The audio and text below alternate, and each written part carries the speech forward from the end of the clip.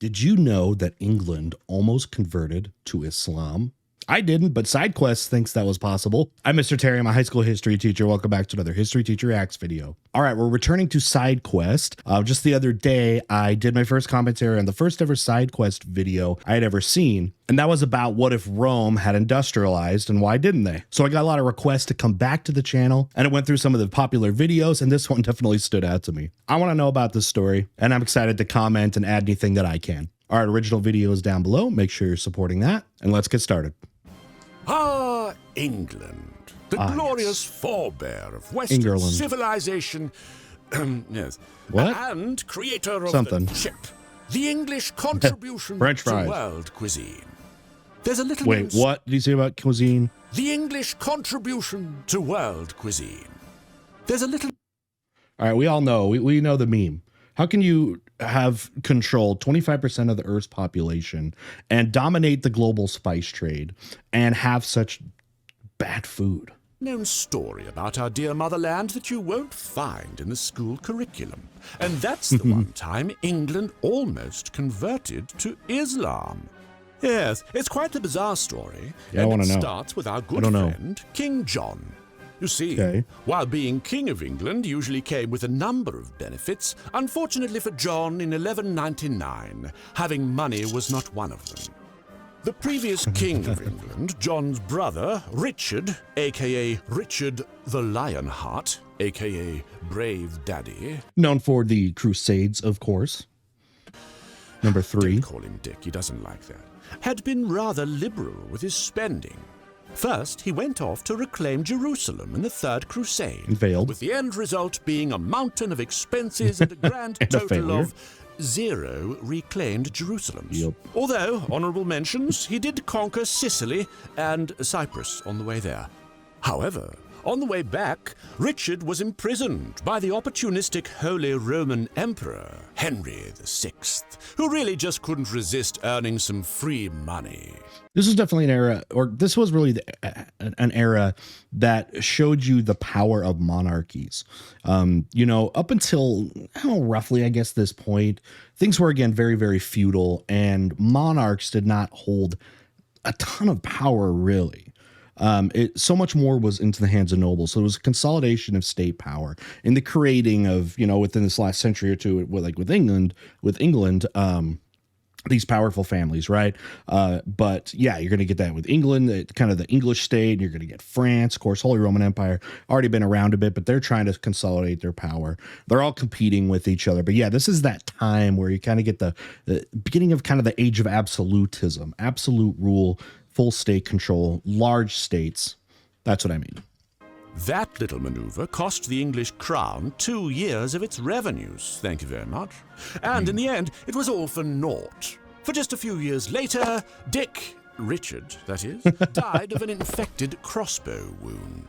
And thus, jolly old John was left with a lot of land to defend. Was it Richard, by the way, within the last few years or so, was it him that they thought they found his remains of in like a parking lot, like when they're excavating a parking lot? Was that Richard the Lionheart? Which monarch was that? Remember that being kind of a weird thing and random kind of thing they didn't expect.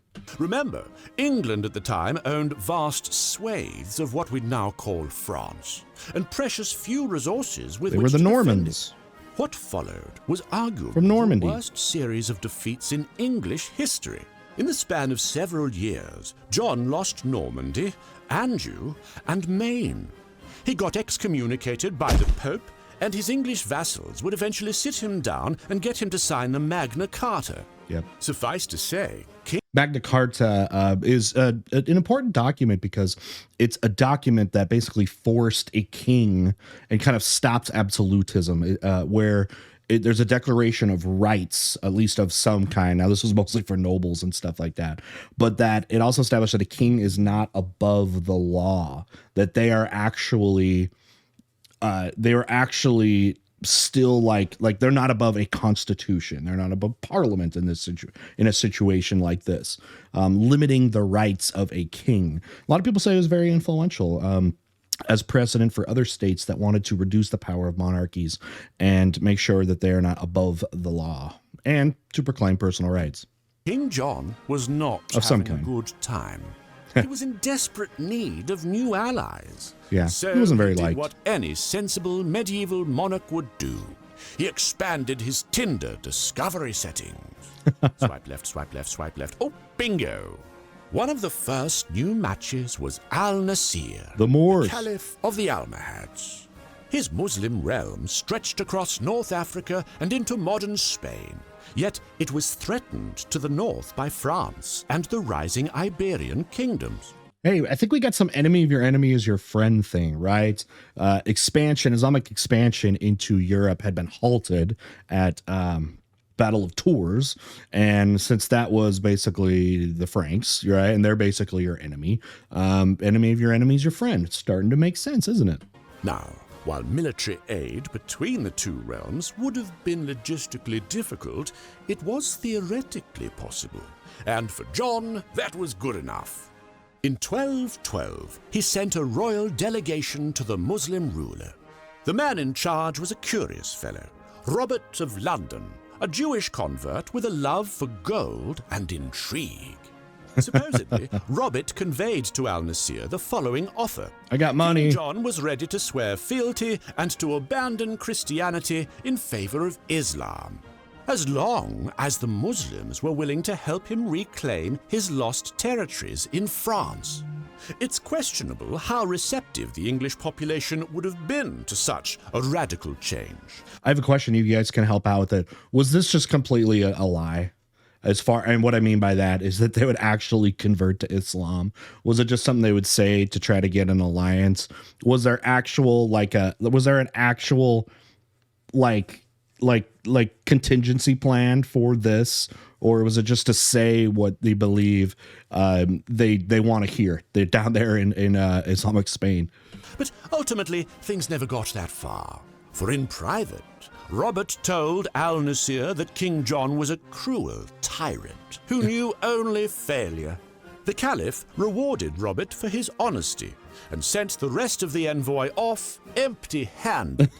When Robert returned to his king, he showed the gifts as proof that he'd had a very productive conversation. I've never heard of this Robert London guy.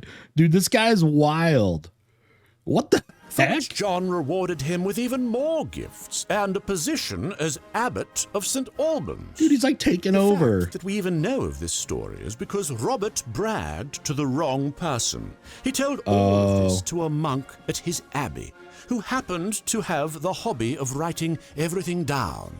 Funnily enough, his friend was not a vault. Monk would later write that Robert was eventually caught and exiled for embezzling church funds. That's what I would think. But anyway, this whole ordeal ultimately amounted to nothing, for Al-Nasir died a year later at the hands of the Crusaders, with King John himself. A lot of people forget with the Crusades too, how much of that should be considered what was going on in Spain. In Spain, the Crusades didn't end with like the Fourth Crusade, and I know there's kind of Crusades after that.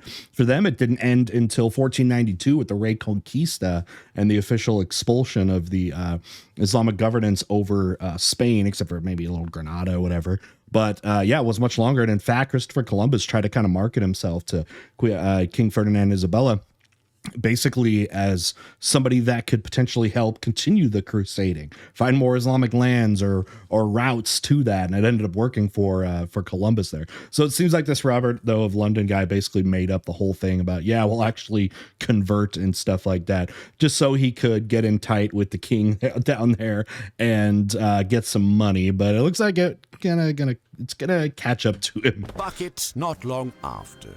Of course, there are some arguments that Robert had intentionally mistranslated the king's proposal. Perhaps what John was really must have been an accident. To merely pay tribute. Sounds like he made it up. Historians even argue that the meeting never took place. Shock horror. How do you get the money? Which may very well be the case, though one should never underestimate the power of desperation. Unlike King John, we here at SideQuest intend on being much more successful in our conquest. In fact, I dare say that the conquest of YouTube has been coming along quite nicely these past few weeks. So a big, hearty thanks to you all out there for proudly flying the SideQuest banner.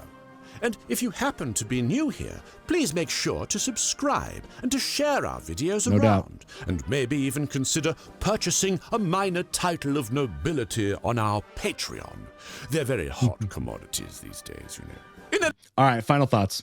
All right, no wonder I'd never heard of this story, because it literally had no impact, may not have even happened. And to me, just from the information I saw, was just a scheme by this guy to try to get something out of, you know, this Islamic king and getting money and all that. So did England almost convert to Islam?